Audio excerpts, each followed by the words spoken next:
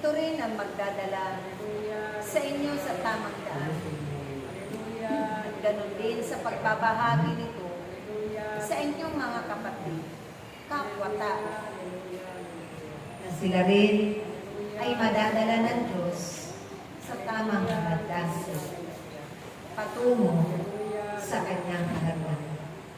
Kaya't huwag ninyong pagginawaan ang pagbitbit ng mabubuting bagay sa bawat paghayo ninyo sa inyong mga paturo ng tahanan na laging itinatakda ng Diyos upang kayo'y tipunin doon sa kanyang mga piling at pupunuan ng mga mabubuting bagay na pagkakaluban. Dahil ito ang inyo ring bibit-bitin at ipapahagi, ipapalaganap at gagarapin sa araw-araw ng inyong mga buhay sa mundo. Ito ang magiging daan upang sa pag-iimpok ninyo ng kayamanan sa kalangitan. Siya ring magiging paninda upang ang mabubuting bagay ay makasanayan ninyong ganapin at bahagi at ipalaganap. Kaya huwag ninyong katakutan ang inyong mga paghayo at pagganap ng inyong mga nilulunin. Lagi ninyong yakipan ang pag-ibig at kagalahan. Wala kayong pinakatakutan, pinangangambangan at pinag-aalalahan.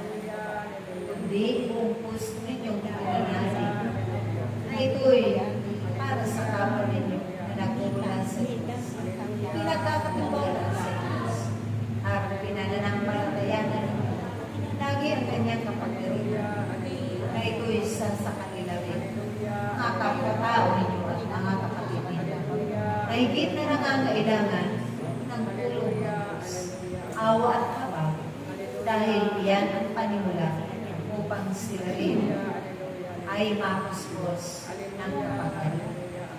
Kaya habang taglay-taglay ninyo at nananahan sa inyong mga puso't na looban ng Espiritu Santo, hindi kayo nakababad sa pagkakasala, hindi kayo nadadahig ng puso na nasa paligid ninyo. Ang lagi ninyong hinahangan ay ang pagkahari ng Diyos at magibabaw ito. Sa araw-araw na inyong nakatitiyak kayo na kayong lahat ay magtanggap. Huwag kayong mag-alala, aking kapatid. Ang lahat ng nakalaan na mga biyaya at pagpapala ito isa sa ikulap. Kayo na mga nanatili na naglilingkod sa Diyos, nasa piling ng Diyos lagi, sumusunod sa kanyang kalooban. Walang mga quote at galit, hinanakit, na daladalahin, tunay at may katiyakan. Marami kayong maaakay na kapwa-tao at madadala sa banal na paanan ng Diyos.